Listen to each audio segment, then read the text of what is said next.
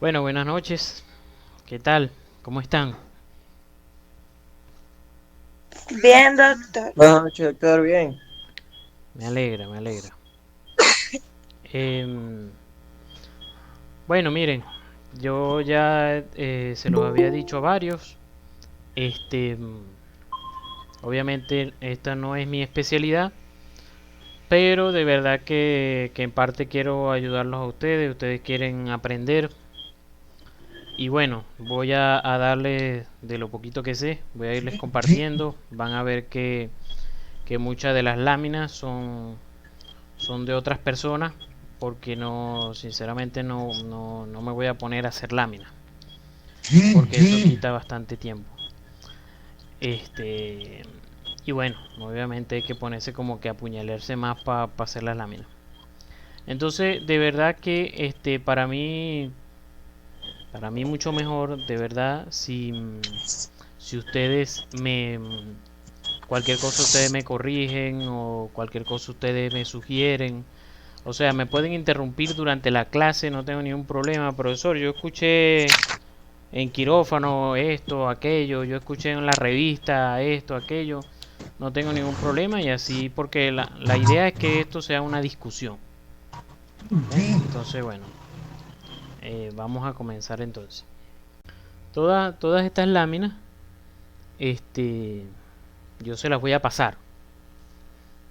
Yo se las voy a pasar y para que las tengan, pues, porque hay un poco de cosas, hay varias cosas que quiero que se queden quiero que se queden con ellas y que las puedan repasar, las puedan leer. Hay muchas láminas que son un texto que prefiero yo que lo lean ustedes y podemos de todas maneras discutirlo posteriormente, pues. Muchas de estas láminas del día de hoy son que yo usé, yo llegué a dar dos veces una asesoría. En dos oportunidades llegué a dar una asesoría para los que iban a entrar a cirugía, a la clínica quirúrgica como están ustedes. Agarré una tarde y fui dándoles toda esta clase, pues. Bueno, una de las cosas que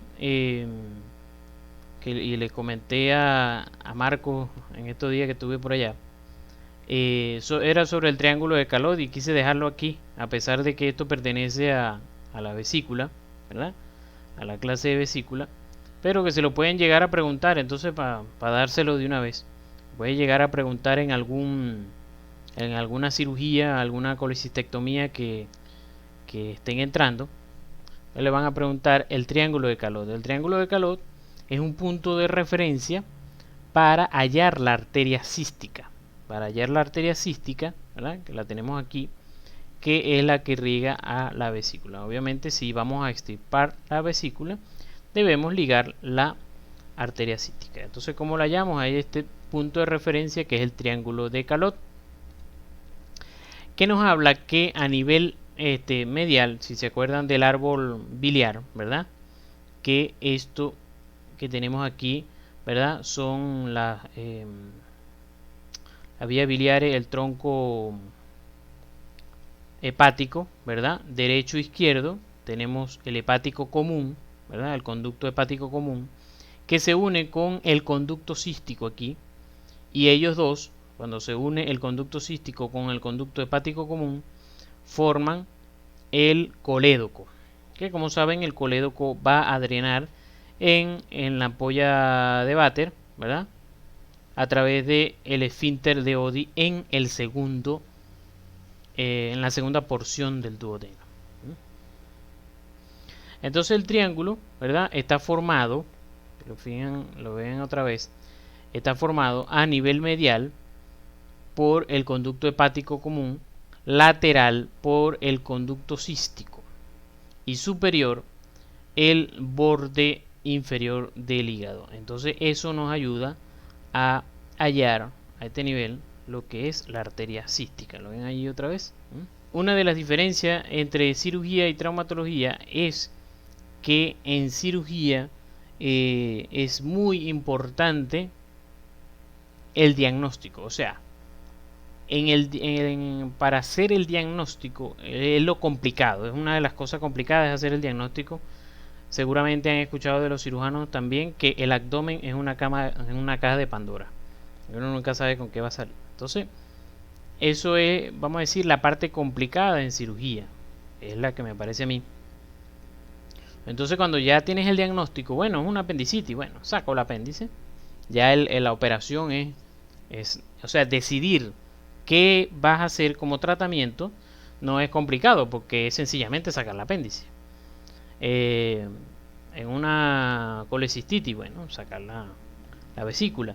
Y así, no en todas, obviamente, no en todas las patologías de cirugía, pero lo veo así. En cambio, en traumatología es al contrario. Traumatología es fácil muchas veces hacer el diagnóstico de una fractura. Tú ves las rayos X y tú a leguas ves que hay una fractura. Entonces ahí es fácil hacer el diagnóstico. Lo difícil es decidir el tratamiento. El tratamiento tiene muchas variantes. Cómo yo voy a tratar la fractura puede ser con placa, puede ser con clavo, puede ser con alambres, etcétera.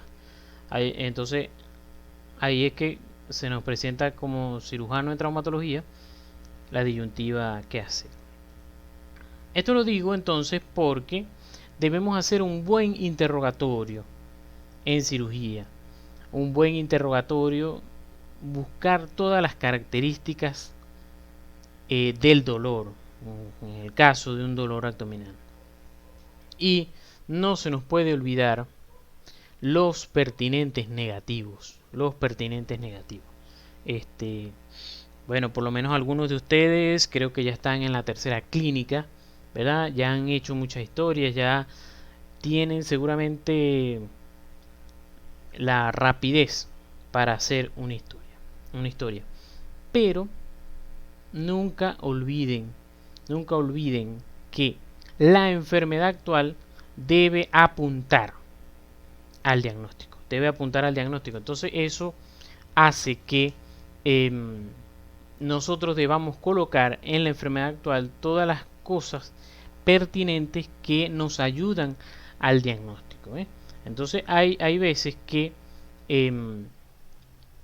yo puedo, ¿verdad? Yo puedo, o sea, hay pertinentes negativos, es decir, que a pesar de que el paciente no presenta ese signo o ese síntoma, yo lo debo colocar. Que el paciente niega fiebre, por ejemplo, es el pertinente negativo que más se usa. Porque el negar fiebre, hay veces que la enfermedad actual me apunta a una infección, pero entonces el paciente niega fiebre y entonces ya yo puedo desviarme un poquito de que sea una infección e irme a otro tipo de patología. Eso es una de las cosas allí. Estas láminas que van a ver así, de esta forma, son del doctor Barreno. Para los que conocieron al doctor Barreno, él, bueno, fue mi profesor en traumatología, en el servicio, en el calle Sierra, y él fue profesor de semiología. Entonces tenía unas diapositivas con muchas láminas que hablaba sobre la anamnesis. Y entonces, bueno, yo las he usado, las tengo completas por allí, se las puedo pasar también. Y son una buena guía, para el interrogatorio de anamnesis porque habla de todos los sistemas. Él falleció en agosto del año pasado por COVID. Entonces, esta es una guía, también me la piden, yo se las paso. Esta es una guía que yo llegué a usar cuando estaba estudiando, ¿verdad?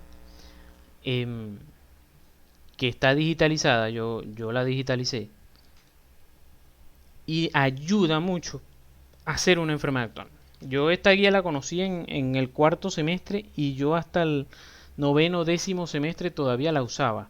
Todavía volvía a leer muchas de las enfermedades actuales para ver cómo, para hacerlo lo mejor posible. Recuerden que la historia clínica solamente puede dar con un 70% del diagnóstico. Entonces, bueno, aquí habla de un ejemplo, ¿no? ¿Verdad? De dolor en epigastrio y entonces de la licia de R. Normalmente, yo le fui colocando aquí las letricas que nos ayudan a recordar el Alicia de R y de cómo como les digo, esta guía ayuda a ver cómo es que vas a preguntar cada una de las cosas para luego redactarla. Esta guía creo que tenía fecha por ahí como del 90 y dele por ahí. Entonces, aquí le estoy colocando, ¿verdad?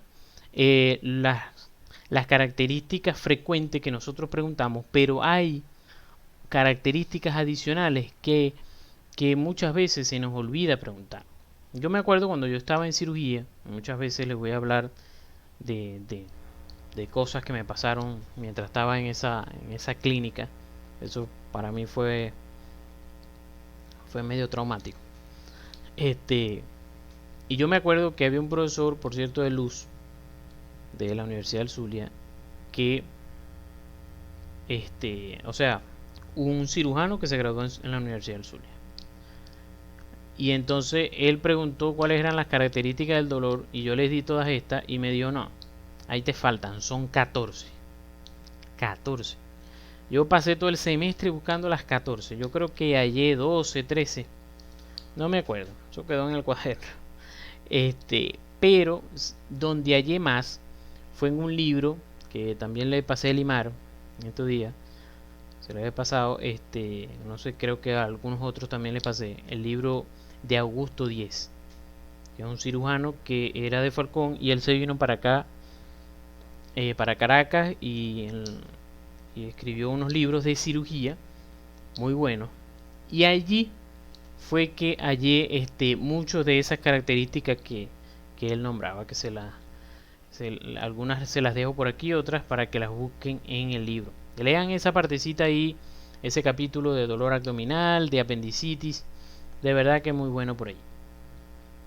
Entonces, bueno, a partir de aquí, hay varias de esas láminas que les dije, ¿verdad?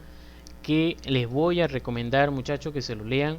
Habla de todas estas características. Examen funcional, para hacer el examen funcional de la historia.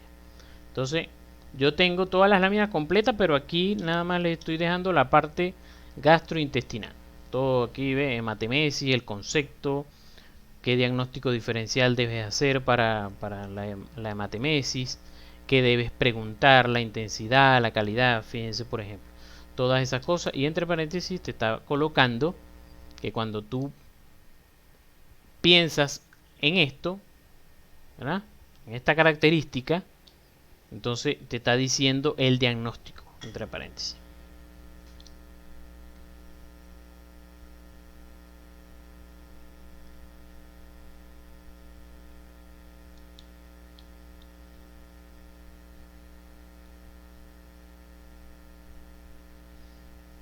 Ajá, quedamos aquí. Quiero dejarles, muchachos, que en esta clínica de cirugía, en este punto no es tan importante para ustedes, no es tan importante ustedes saber cómo operar. Eso no es lo importante. Lo importante, muchachos, es ustedes saber, ustedes en este punto, saber qué paciente pueden tratar ustedes en la rural, cuando ustedes están en la rural, qué paciente pueden tratar ustedes o tranquilamente decirle al paciente que puede referirse a un internista, a un endocrinólogo, etcétera, y qué paciente ustedes deben referir inmediatamente a un cirujano porque es un cuadro quirúrgico. Eso es algo que no se le debe escapar y eso se hace es estudiando y practicando. Estudiando y practicando. Entonces, ustedes ven un paciente, ven en la emergencia un paciente con apendicitis, el cirujano, bueno, el residente con quien ustedes estén, ya hace el diagnóstico de apendicitis, ustedes busquen palparlo también. Hagan la práctica, hagan que si el signo de tal, el signo aquel, que lo vamos a ver ahorita, el signo de Bloomberg, hagan todo eso, que eso quede en la mente de ustedes para que no se les olvide y ustedes en el momento que estén en la rural puedan discernir si el paciente está presentando un cuadro médico o un cuadro quirúrgico. Entonces, bueno, incisiones quirúrgicas, ¿verdad? Es parte de las preguntas que a veces seguramente les hacen en el quirófano. En el quirófano primero también les preguntan los planos de incisión. Ajá, voy a ir abriendo el abdomen y ¿qué me voy a ir encontrando? Entonces, primero es la piel, ¿verdad? Y luego viene el tejido celular subcutáneo. Pero en el abdomen, el tejido celular subcutáneo se divide en una fascia superficial de Camper y en una fascia un poco más profunda de escarpa. Fascia de Camper y fascia de escarpa. Luego, que es esto que está aquí. Esto que está aquí. Luego caemos en los músculos, que como sabemos que son los músculos anterolaterales, que son los oblicuos, o si estamos haciendo una incisión en el medio, ¿verdad? Vamos a través de la línea media o paramedial, entonces vamos a ir a través de los rectos. Pero entonces, sea en el medio a través de los rectos, sea anterolateral, vamos a pasar a través de los músculos. Si anterolateral es a través de primero el oblicuo externo, luego oblicuo interno y luego transverso. Luego, ¿qué nos viene? La fascia que cubre por detrás al transverso, que es la fascia transversalis. Toda esta anatomía está un poco mejor descrita en uno de los videos también que les envié al principio sobre la anatomía abdominal.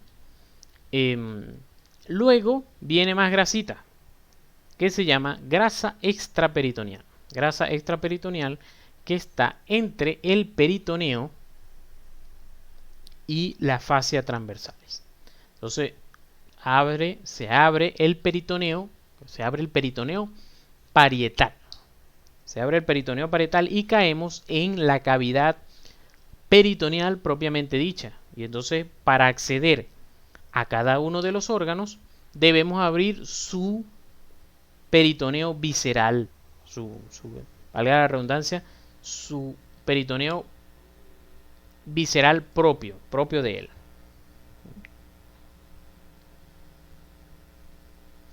Entonces, han visto seguramente algunas incisiones, ¿verdad? Que las vamos a ir describiendo. Por ejemplo, cuando tenemos un traumatismo abdominal penetrante, normalmente la que se usa es la supra para infraumbilical o mediana. Puede ser, se le puede decir incisión mediana abdominal o supra para infraumbilical, porque ella me está diciendo que tenemos esta incisión supraumbilical, ¿verdad? Que es por encima del ombligo, como le dice el nombre, por encima del ombligo hasta antes del apéndice sifoides. La infraumbilical, ¿verdad? Es debajo de el ombligo. Por ejemplo, la que se hace en las cesáreas que son de emergencia.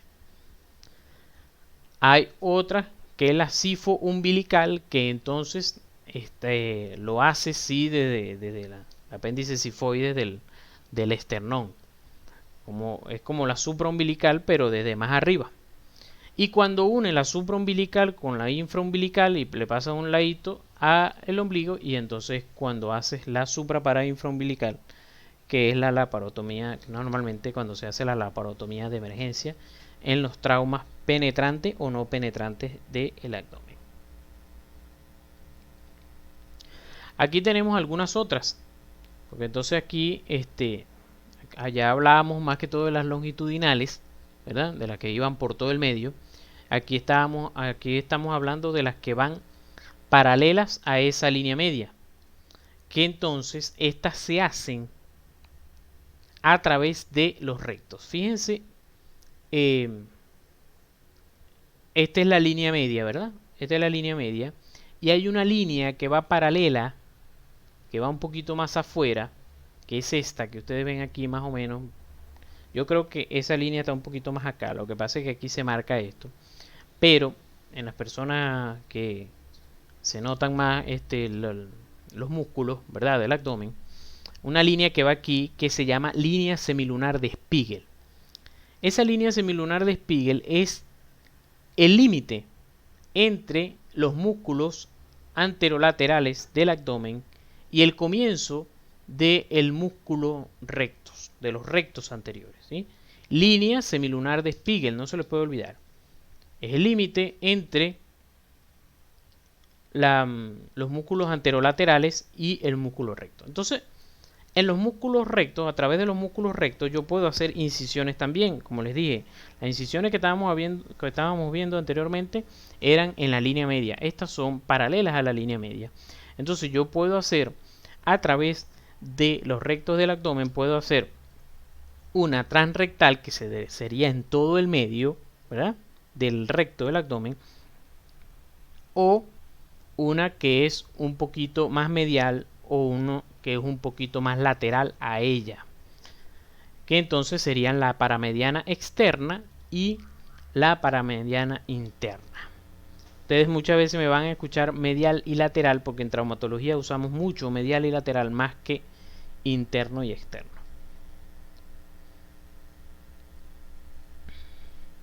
Tenemos otras que aquellas eran verticales, ¿verdad? Estábamos hablando más que todo de verticales. Aquí hay las que son las transversas u oblicuas. Existe esta, es una de las que por lo menos a mí era más difícil de que se me olvidara. No sé, me quedó grabado. Que es la de Kocher. La de Kocher es la que normalmente se hace en las laparotomías por colecistectomías. Obviamente cuando son abiertas. Cuando son laparoscópicas, bueno, son sus trocar y eso, que van a hacer unas incisiones mínimas. Pero esta era la que se hacía antes de la era de la laparotomía, de la era laparoscópica, pues, la de Kocher para las colecistectomías. Tenemos la incisión de McBurney y la Rocky Davis. La incisión de tanto de McBurney y Rocky Davis son incisiones que se hacen en el punto de McBurney. Se hacen en el punto de McBurney, solamente que, bueno, estoy hablando del punto de McBurney porque supongo que ya ustedes saben cuál es el punto de McBurney, que de todas maneras hoy al final vamos a ver apendicitis y lo vamos a repasar. Se hace en el punto de McBurney, ¿verdad?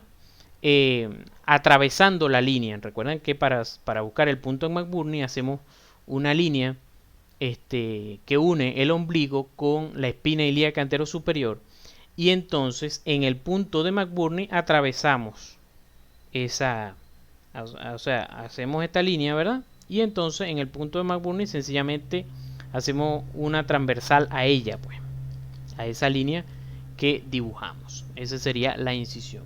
La Rocky Davis en el mismo punto en McBurney, pero hacemos la incisión de manera horizontal. También existe la incisión de Van Steel, que los que pasaron por obstetricia es la incisión que se hace normalmente en obstetricia para la cesárea, no necesariamente Van Steel, o sea, Van Steel no es solamente para cesárea, sino que también en las histerectomías o cualquier otra operación que se haga en la pelvis se puede hacer la operación de Van Steel, una línea que se hace 10 centímetros por encima de la sínfisis del pubis, se hace una incisión transversal.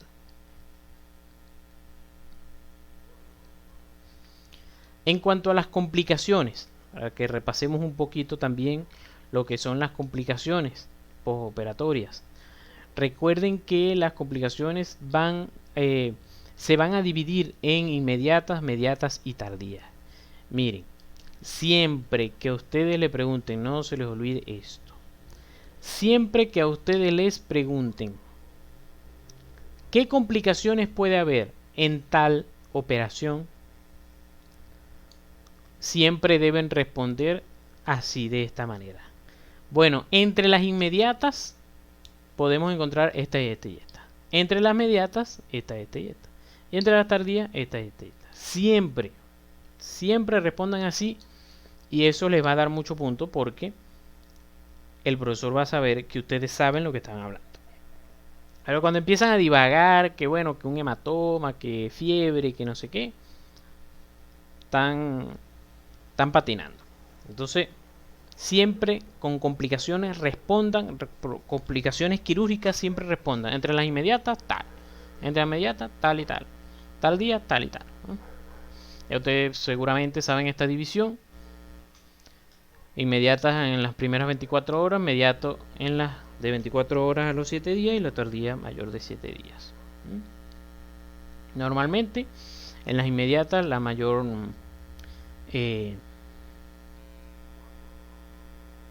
la mayor complicación que puede ocurrir es una hemorragia.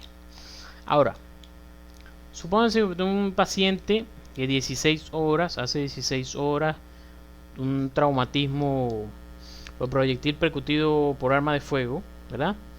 Y se operó en la emergencia, gracias a Dios había todo, se operó y ustedes lo van a ir a evolucionar a las 16 horas, porque supónganse que lo operaron, se operó a mediodía, ¿verdad?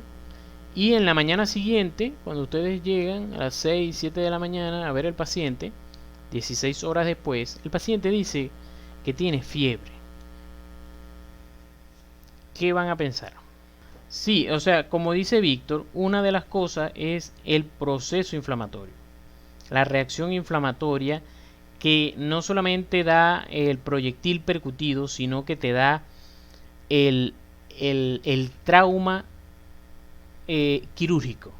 El trauma quirúrgico. Una persona operada, así no le hayan dado un tiro, un paciente que que es una electiva, por ejemplo, ustedes lo operaron de una hernia a las 12 del mediodía y al día siguiente te refiere fiebre, tu primera opción no debe ser infección.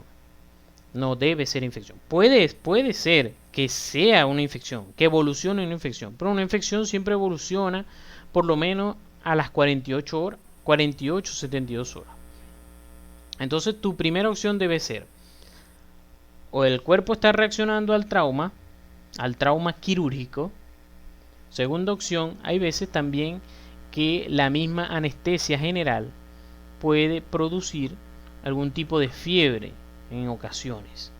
Entonces tú le puedes decir al paciente tranquilamente, mira, no vamos a pensar que es una infección, vamos a esperar, vamos a vigilar, si te da fiebre me avisas, te vuelve a dar fiebre otra vez, me dice, pero esto puede pasar, tú le puedes decir al paciente, esto puede suceder en las primeras 24 horas. Es dentro de lo esperado y dentro de lo normal. Es como que el paciente te diga que tiene dolor, tú le vas a decir, mira, te burungamos allá adentro. No vas a esperar que no tenga dolor, puede tener dolor, pero ya te vamos a poner un analgésico ahí y ya. Entonces, eso es pregunta de que a veces se las hacen para que resbalen. Uno y dos, de todas maneras es una enseñanza que no se les debe olvidar, porque Dios, no me escuchan, pero nadie me escucha. Sí, Sí, yo sí. te escucho. Es que se me había ido el internet, doctor. Ok. Entonces, para que ustedes sepan, Dios mediante algunos de ustedes van a operar, ¿verdad? Van a ser cirujanos de alguna cosa. Y bueno, deben ir sabiendo eso como residentes, que si al día siguiente el paciente les refiere fiebre, no necesariamente es una infección. Pero deben vigilarlo, deben estar pendientes. Es decir, que no es que van a agarrar y van a rotarle el antibiótico. No, le voy a rotar el antibiótico porque se está infectando y no, el antibiótico no le está haciendo nada. No, eso es parte de lo normal, parte de lo esperado. Entre las mediatas, bueno, pueden haber cualquier tipo de complicaciones que tengan que ver con la incisión, las hemorragias, los seromas, porque esto estamos hablando de complicaciones de la incisión. Obviamente cada operación, como les dije, cada tipo de operación va a tener su complicaciones que son de ellas, propias de la patología. Si es una apendicitis, si fue por una apendicitis, si fue por una colecistectomía, ¿verdad? Si fue por una hernia inguinal. Eso va a tener sus complicaciones per se, pero aquí estamos hablando solamente de la incisión abdominal, que se puede complicar. Es decir, obviamente que si a ti te preguntan complicaciones de la apendicitis, ¿verdad? Complicaciones postquirúrgicas, tú puedes meterlas de la incisión. Puedes hablar de la hemorragia, de seroma, una celulitis, etc. Afasitis necrotizante, dehiscencia de la herida, lo que es la eventración y evisceración. Ya que, bueno, eso tenemos una laminita por ahí para que hablemos un poquito de eso. Las tardías, bueno, pueden ser ya las alteraciones de la cicatrización. Igualmente, obviamente, puede ocurrir una dehiscencia de la herida. Ajá. Aquí tenemos entonces eventración y evisceración. ¿Cuál es la diferencia? Exacto, el peritoneo es lo que me da si hay una evisceración o no. Si está cubierto por peritoneo, estamos hablando de una eventración. Si no está cubierto, estamos hablando de una evisceración. Y entonces eso lo deben distinguir, por supuesto, de una hernia. Que me imagino que el concepto de hernia ya se lo deben de saber de memoria. Vamos a ver si yo me acuerdo. Hernia es un defecto de la pared abdominal, un defecto natural en la pared abdominal con su consecuente protrusión de un saco coronario. ¿Cómo se lo han dado a ustedes? A ver si me faltó algo en ese concepto. No, así está bien, que es congénito, es un defecto congénito de la pared abdominal. Ok. Es un defecto doc con anillo, Ajá. sin anillo, con salida o sin salida de contenido. De contenido abdominal, exacto. Que la diferencia con eventración y evisceración es que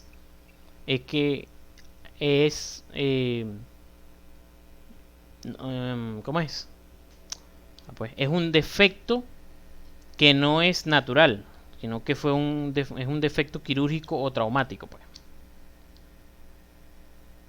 Ajá. Recuerden repasar las hernias, que también esos videos se los di también. Ajá, aquí tenemos unas láminas también de lo que son los procedimientos quirúrgicos menores, ¿verdad? Algunas cositas por aquí que quería dejarles. Lo que es la toracotomía mínima. La toracotomía mínima que vi por ahí que Limar había hecho una. Entonces, tenemos toracotomía y tenemos toracostomía. Una toracotomía y una toracostomía. ¿Cuál es la diferencia? Entonces, ostomía es hacer una comunicación entre un órgano hueco y el medio externo. Es una comunicación entre un órgano hueco, no, entre una cavidad. Es dejar permeable una comunicación entre, creo que ahí estoy redundando, es permitir una comunicación entre una cavidad y el medio externo. Entonces, cuando tú vas a colocar un tubo de tórax, los términos adecuados que debes usar son: voy a hacer una toracotomía mínima, que es la incisión, para realizar una toracostomía. Entonces, primero haces una toracotomía mínima para colocar la toracostomía. Igual, de ahí viene también la palabra colostomía. Entonces es dejar que el colon se comunique con el medio externo. Creo que no se les olvida.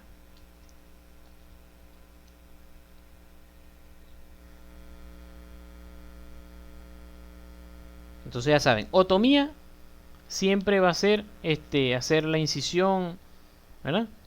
Hacer la incisión. Ectomía, esa es otra. Ectomía es extraer. ectomía.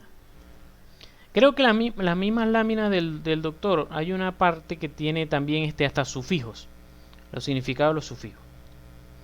Pero de verdad ahorita es que me estoy dando cuenta, de verdad que muchas cosas me acuerdo de esa clínica. Esta clínica de cirugía a mí me hizo sacar canas verdes, diría mi mamá, cuando yo la llevaba verde. Me decía, me vas a sacar canas verdes. Bueno, a mí mi cirugía me hizo sacar canas verdes. Pero bueno, como que me acuerdo todavía. Entonces, la toracotomía mínima, ¿verdad? Tiene sus indicaciones, como ya ustedes lo saben, todas estas neumotoras, hemotoras, etcétera. Los mismos derrames pleurales si son cuando pasan de cierto punto. Entonces, bueno, ya creo que ustedes también han repasado un poquito, ¿verdad? De la técnica, ¿verdad? Aquí como van viendo, que van a colocar su anestesia, que debe ir hasta el espacio intercostal, ¿verdad? Haciendo con una tijera roma, luego pasan el dedo que debe pasar por encima de la costilla, porque por debajo va el paquete vasculonervioso intercostal. Entonces si se van por allí pueden lesionar eso. Ahí lo estoy colocando otra vez. De hecho, bueno, también tengo un video que se llama toracotomía, toracostomía.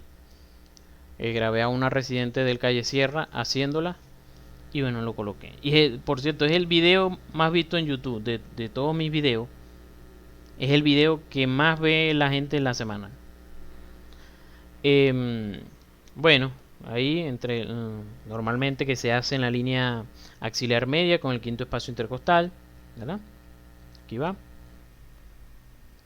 Aquí lo hacen aquí a nivel del cuarto espacio intercostal, una línea axilar media.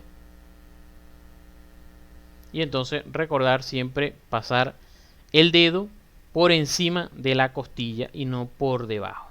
Esto no se les puede olvidar. Colocadito, listo. Y no se le olvide fijarlo porque entonces van a perder el trabajo. Entonces los cuidados, eso es pregunta fija. Ustedes tienen un paciente con una toracostomía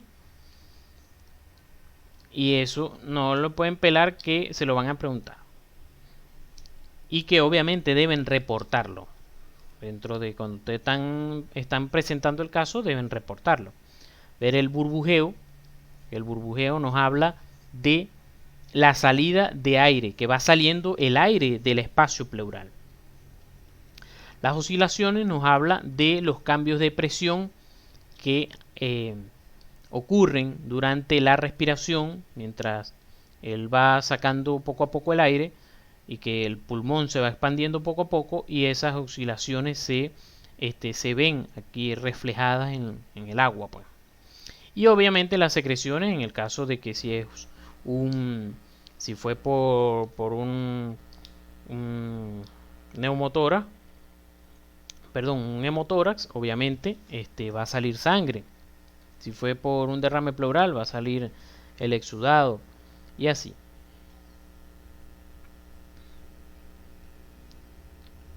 Esto es una de las cosas también que les van a preguntar. ¿Cuándo voy a quitar el tubo de tórax? ¿Cuándo voy a quitar el tubo de tórax? Entonces fíjense, cuando no haya drenaje en 24 horas, cuando ya no haya burbujeo y que haya obviamente una mejoría clínica. Porque si por ejemplo el paciente sigue diciendo que tiene disnea, no hay razón para que le quiten el tubo de tórax.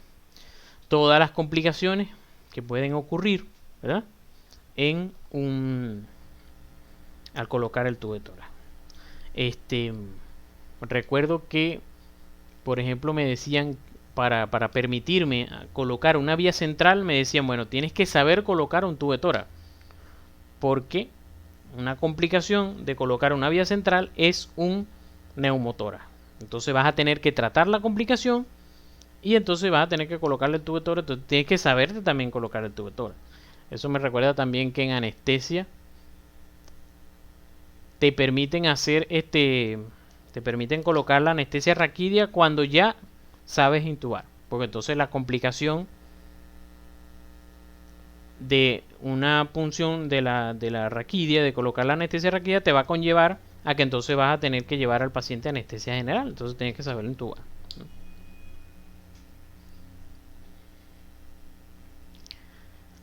Se me está ocurriendo una pregunta ácida. Así le decíamos nosotros. Me acuerdo cuando estaba por allá por el tercer, cuarto semestre con un panita. Nos poníamos a inventar preguntas ácidas. Le voy a hacer una pregunta ácida. A ver, ustedes han visto, bueno, y sobre todo yo sé que Marcos y Elimar, no sé quiénes otros, han estado pasaron por obstetricia, ¿no? Por lo menos ellos dos han pasado por obstetricia y han visto más esto que les voy a preguntar. Todos. Ajá. Han visto que existe la anestesia raquidia, ¿verdad? Y existe la anestesia peridural. Y que normalmente la peridural la colocan con una inyectadora de vidrio. ¿Han visto que han colocado la anestesia con una inyectadora de vidrio? No, no me había fijado de eso. Ah, no. Chimba entonces la pregunta. A ver, Marco. Pero respondo. Marco, ¿no llegaste a ver nunca que han puesto la anestesia con una inyectadora de vidrio? No, es que siempre la ponían, o sea, nunca la llegaron a poner con una de vidrio, por lo menos en la maternidad. Doc, en la Ajá. maternidad no existe eso, creo yo.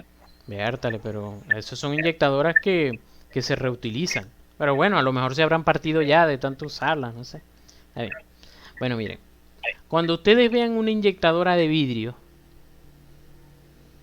es porque esa inyectadora se utiliza para colocarla, es para que o sea, tú la utilizas para colocar medicamentos en un espacio específico del cuerpo.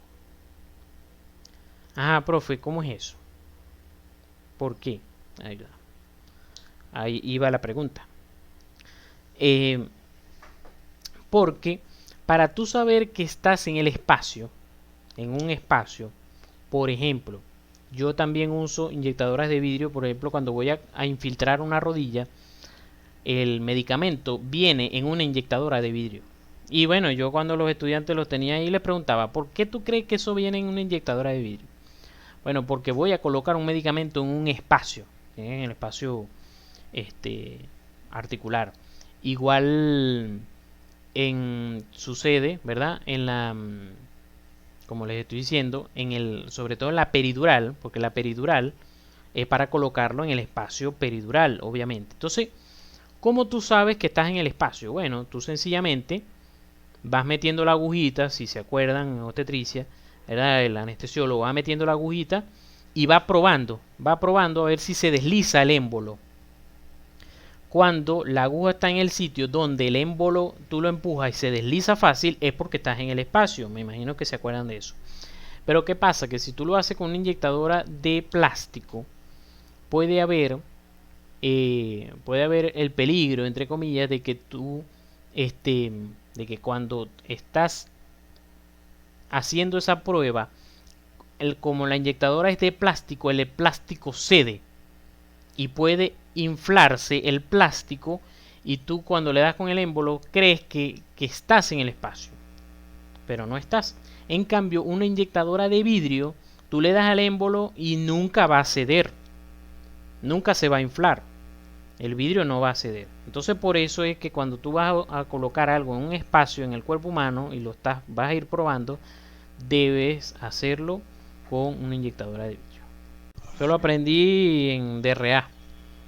DRA me lo preguntó un anestesiólogo. Hey, ¿por qué la inyectadora que yo uso es de vidrio? Ni idea, me ponchó. Bueno, lo están aprendiendo hoy ustedes. Bueno, entonces, ahora, después que esto es pregunta, muchachos, pregunta también normal que se las hagan. Sobre todo si les dejan poner un tubo de tórax. ¿Cuáles son las indicaciones de que yo opere al paciente después de colocarle un tubo de tórax? Es decir, le coloco un tubo de tórax al paciente y empieza a salir sangre. ¿Qué debo hacer? ¿Opero o no opero? Entonces, aquí están las indicaciones. Si sale 1 litro de sangre de una vez al colocarlo, si sale 1 litro en el momento que ustedes colocan el tubo de tórax, el paciente tiene indicación de ser llevado a mesa quirúrgica para hacer una toracotomía mayor. Ustedes acaban de hacer una toracotomía menor con una toracostomía y entonces si sale 1000 cc, si sale 1 litro de sangre, enseguida deben llevarlo a quirófano para una toracotomía mayor. Ahora, supónganse que no salió eso, pero en 1 hora salen 500 cc, también tiene indicación de ser llevado a quirófano. Si en las primeras 3 horas salen más de 200 por hora, también. Y bueno, que obviamente después que tú le hagas una rayos X al día siguiente sigue aumentando el neumotórax, el hemotórax, perdón, obviamente también es indicación de ser llevado a quirófano. Obviamente si hay alguna lesión bronquial, esofágica, diafragmática, todo eso que obviamente es de llevar a quirófano también. Dime. Las bullas y los enfisemas son contraindicación de un tubo. Los enfisemas, Bertale, que yo sepa no. Que yo sepa no, pero ¿te dijeron algo así? No, fue que leí algo y se me olvidó preguntarlo, pero leí algo así pues. No. Pero no es muy fidedigna la página donde lo leí. Ok. Sí, habría que buscarlo. Porque claro, cuando hay un enfisema subcutáneo, siempre debes pensar en lesión traqueal. Y si hay lesión traqueal, si no me equivoco, Elimar, si hay lesión traqueal, no se debe colocar un tubo de tórax. Porque es peor, porque empeoras las cosas. Por el cambio de presiones. O sea, más bien ayudas a meter, a colapsar más el pulmón. Pero debes buscarlo, porque no... Son cosas que están allá muy guardadas en los archivos míos. Muy lejos en mi cerebro. Debe ser por algo por ahí. Por ahí deben ir los tiros. En cuanto a la pericardiocentesis, ¿verdad? Que saben que es drenar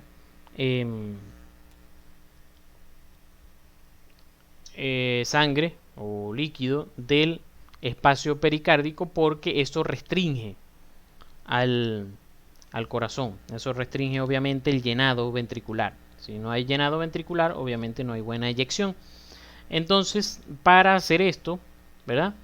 Es un ángulo de 45 grados, tanto con la línea media del cuerpo como con la piel. Si lo ven desde este punto de vista son 45 grados, igual si lo ven de lado también 45 grados de inclinación y siempre apuntando hacia el pezón, pues.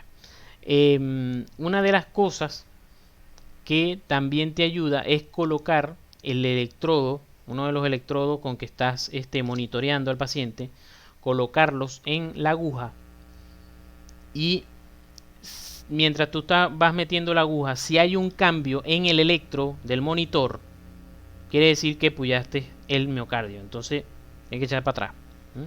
Entonces no olviden ese detallito ahí. Usar el electrodo, pegarlo aquí en la aguja, y si hay un cambio en el electrodo, en el electro del monitor mientras van colocando la aguja, quiere decir que estás rozando ahí el miocardio. Quería recordarles eso. También de lavado peritoneal les van a preguntar. Le van a preguntar sobre todo aquí esto. Ya va. Bueno, recordar que ustedes al colocar la sonda, ¿verdad? Lo van a llevar hacia lo más declive. ¿Cómo se llama esto aquí? Este espacio que está aquí entre el útero y el recto. Un punto. Para que me lo diga, un punto para el examen. ¿Cómo se llama ese espacio?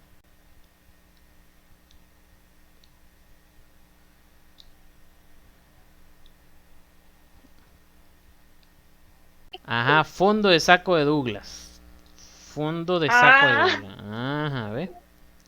Fondo de saco de Douglas es un espacio en la mujer entre el útero y el recto y es el sitio más declive del peritoneo, de la cavidad peritoneal, y es donde se van a acumular más que todo cualquier líquido intraperitoneal que haya, pues. Bueno, entonces por eso es que se dirige la sonda hacia allá y luego tú debes, o sea, debes instilar, perdón, 1000 cc y luego bajar la bolsita para que ahora se devuelva toda esa agüita y venir a ver si te trae alguna secreción intraabdominal. Ahí está.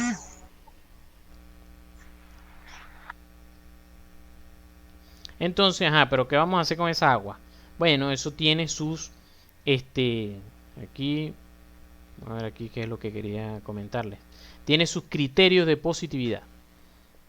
Su criterio de positividad es que si hay más de 10 cc de sangre o de contenido intestinal, obviamente hay una lesión de víscera hueca y hay que llevarlo a quirófano. O sea, para eso nos sirven estos criterios que están aquí de positividad. De que tú decidir si vas a llevarlo a quirófano o no, porque por eso se llama lavado peritoneal diagnóstico. O sea, no es que el lavado peritoneal es porque, bueno, vamos a lavarle la barriga y no. Es para hacer un diagnóstico si debes llevarlo a quirófano o no. Entonces, tú ese líquido, suponte que, bueno, no te aparece nada de sangre ni de contenido intestinal. Ese líquido tú lo puedes llevar al laboratorio, ¿verdad? En la Venezuela de antier. Lo llevas al laboratorio enseguida y entonces te le pueden hacer un recuento de glóbulos rojos, de glóbulos blancos, y si hay más de esto, quiere decir que hay una lesión de alguna víscera y es para quirófano. Entonces, bueno, obviamente, si les van a dejar hacer si les van a dejar hacer un procedimiento, si ustedes piden un procedimiento, ustedes se tienen que saber las complicaciones. Fijo que se las van a preguntar.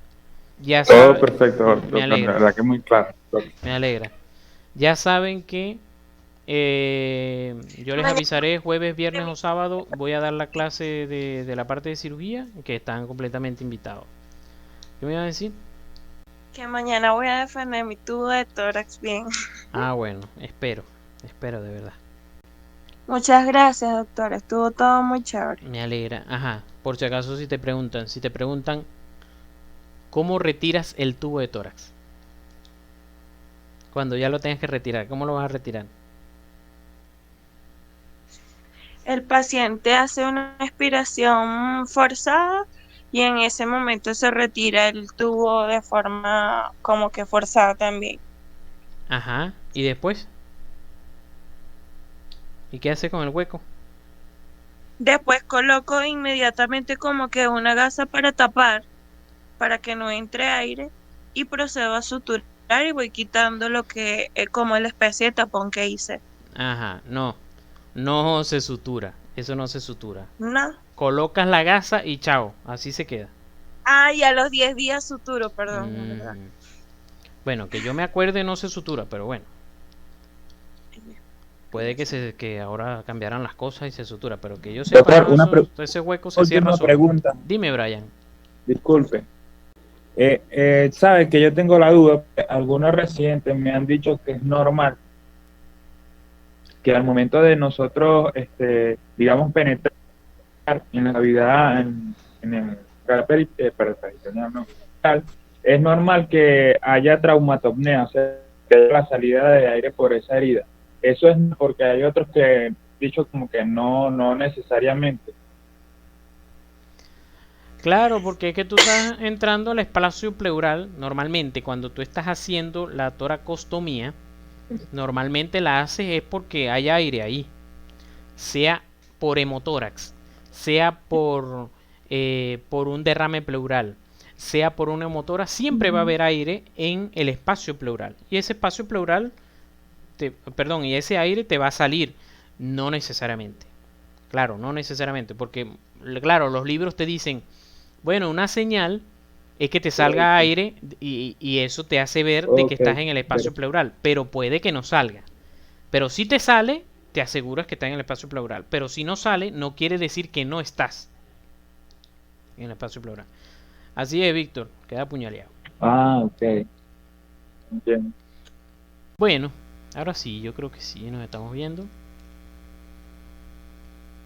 Y listo, Gracias, Doc. a la orden. Que tengan Gracias, Doc. una buena noche, me alegra. Igual. Gracias. Muchas gracias, Doc. A Buenas la noches. orden, a la orden igualmente. Chaito.